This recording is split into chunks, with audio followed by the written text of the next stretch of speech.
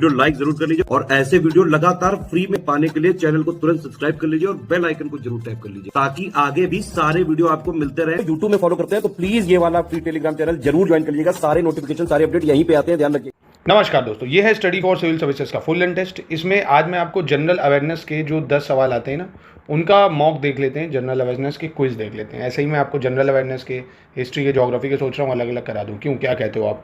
और अगर ये पेपर नहीं लगाए तो इस शानदार फुल एंड टेस्ट 100 नंबर का आप हमारी ऐप पे जाके लगा सकते हो। बहुत ही एकदम रियल एग्जाम जैसा पेपर है। मात्र 49 रुपये का 25 टेस्ट दे रहे हैं ज्ञान सर एजुकेशन ऐप पे, लगा लो जाके, क्योंकि फ़ायदा ये होगा कई सवाल इसी से फंसते हुए आपको दिखेंगे। चलो देखते हैं जनरल अवेयरनेस का पहला सवाल। कह रहा भारत अपनी सीमा अफगानिस्तान और पाकिस्तान के साथ किस दिशा में साझा करता है? India share its border with Afghanistan and Pakistan up to north east, north west, south south west. तो ध्यान से सोचिए कहाँ पे है इंडिया अफगानिस्तान। तो दिल में तो भारत का मैप आपके बसा ही होगा भाई। इधर अफगानिस्तान इधर पाकिस्तान है, तो ये कौन सा हिस्सा लगता है? बना लो भाई, नॉर्थ साउथ ईस्ट वेस्ट। तो ये क्या हो गया? नॉर्थ वेस्ट हो गया। यानी आंसर क्या हो गया आपका? उत्तर पश्चिम, यानी नॉर्थ वेस्ट। ठीक है। भूटान की राजधानी और मुद्रा के संबंध में कौन सा कथन सही है बताना है। ठीक है। Thimphu is the capital of Bhutan और नुगल्ट्रम भूटान की मुद्रा है। नुगल्ट्रम भारतीय रुपए से अधिक मूल्यवान है।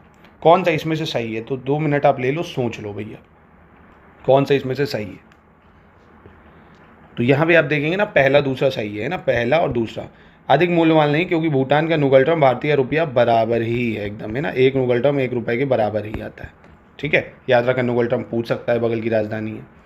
फिर बात आ गई शार्क के संबंध में कौन सा कथन सही है बताना। शार्क जो देश है ना, उसमें कौन सा कथन सही होगा यहाँ पे आपको बताना है। तो सबसे पहले तो शार्क का फुल फॉर्म आपको पता होना चाहिए। साउथ क्या है? South Asian association for regional corporation, यानी हिंदी में अगर कहें दक्षिण एशियाई क्षेत्रीय सहयोग संगठन। इसकी स्थापना 8 दिसंबर 1985 को ढाका में हुई। इसका सचिवालय नई दिल्ली भारत में है। इसका मुख्य उद्देश्य आर्थिक और क्षेत्रीय एकीकरण को बढ़ावा देना, यानी promote economic and regional integration. तो यहाँ पे कौन सा सही है? तो यहाँ पे आप देख पाएंगे इसकी सही की बात करें अगर, तो पहला और तीसरा सही है, दूसरा गलत है। क्यों? क्योंकि इसका जो सचिवालय है ना, इसका सचिवालय काठमांडू में है, नेपाल में। कहाँ पे है? काठमांडू में। ठीक है, तो इसलिए ये गलत हो जाएगा, बाकी ठीक है। स्पेन का राष्ट्रीय खेल क्या है? What is the national sports of Spain? Lacrosse, rugby, football, bull fighting या जूडो, है ना। तो ये भी एक टॉपिक है। सारे टॉपिकों के एक एक सवाल, 2-2 सवाल करा रहा हूँ मैं आपको। तो राष्ट्रीय खेल स्पेन का क्या होगा? तो राष्ट्रीय खेल स्पेन का हो जाएगा आपका बुल फाइटिंग, है ना। बुल फाइटिंग जो है स्पेन का राष्ट्रीय खेल है ना, जो सांड युद्ध होता है। और भी देशों में खेला जाता है वैसे, आप देखेंगे स्पेन में है, मैक्सिको है, Colombia, Ecuador, Venezuela, mostly South America के देशों में खेला जाता है। अरुणाचल प्रदेश किस वर्ष भारत का पूर्ण राज्य बना था? तो Arunachal Pradesh full fledge state कब बना था? तो ये बना था 1987 को, 1987 को बना था। इसके बाद देखते हैं, कह रहा है कि विश्व सीमा शुल्क संगठन द्वारा स्थापित अंतर्राष्ट्रीय सीमा शुल्क दिवस कब मनाया जाता है, जिसका उद्देश्य सीमा शुल्क अधिकारियों की भूमिका और कार्यों के महत्व को रेखांकित करता है ना। When is international custom day establish? तो इंटरनेशनल कस्टम डे कब इस्टेब्लिश हुआ है? 26 जनवरी को। कब हुआ है? 26 जनवरी को मनाते हैं। ठीक है। फिर कह रहा भारतीय ज्ञानपीठ पुरस्कार को सम्मानित प्रथम साहित्यकार कौन थे भाई, है ना। पहले कौन थे जिसको भारतीय ज्ञानपीठ अवार्ड मिला था? तो पहले थे जिनको भारतीय ज्ञानपीठ अवार्ड मिला गोविंद शंकर कुरूप। कौन? गोविंद शंकर कुरूप, नाम याद रखिएगा। और 1965 में मिला था ये साहित्य का जो पुरस्कार है इन्हें। ठीक है, 1965 में। तो ये भी पूछ सकता है, पहला साहित्य के लिए गोविंद शंकर कुरूप को मिला था। फिर कह रहा है एस अगेंस्ट ऑड्स, ये पुस्तक किसकी आत्मकथा है? S against odds is the autobiography of. तो ये किसकी ऑटोबायोग्राफी है? सानिया मिर्ज़ा की ना। एस अगेंस्ट ऑड्स ये सानिया मिर्ज़ा की है, तो पूछी जा सकती है।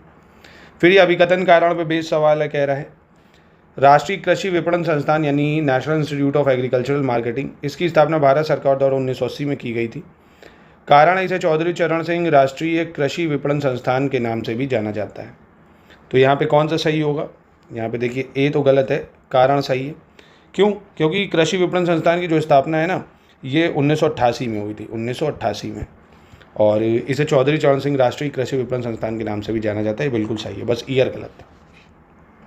एलिफेंटा की गुफाओं में स्थित विशाल त्रिमूर्ति जो है भगवान शिव के किस स्वरूप का उदाहरण है ना। Huge Trimurti statue at Elephanta cave is a wonderful example of which form of Lord Shiva. तो ये सृजन, संरक्षण और संहार, क्रिएशन, प्रिजर्वेशन एंड डिस्ट्रक्शन, सभी महादेव में है यार। तू ही है एका, तू ही अनेका, है ना। महादेव से बड़ा कौन है? वही संहारक, वही सब, मतलब प्रकृति के जो करता रहता सब तो वही है ना। तो बी हो जाएगा इसका आंसर, ठीक है। तो ये जनरल अवेयरनेस के सवाल थे, ऐसे ये गद्य के हैं। तो ये सभी मतलब जो टॉपिक वाइज आपको पूरे सिलेबस के मोस्ट इंपॉर्टेंट सवालों का टेस्ट मिल जाएगा ज्ञान सर एजुकेशन ऐप पे, जाके एक बार लगा लो, सवाल फंस जाएंगे।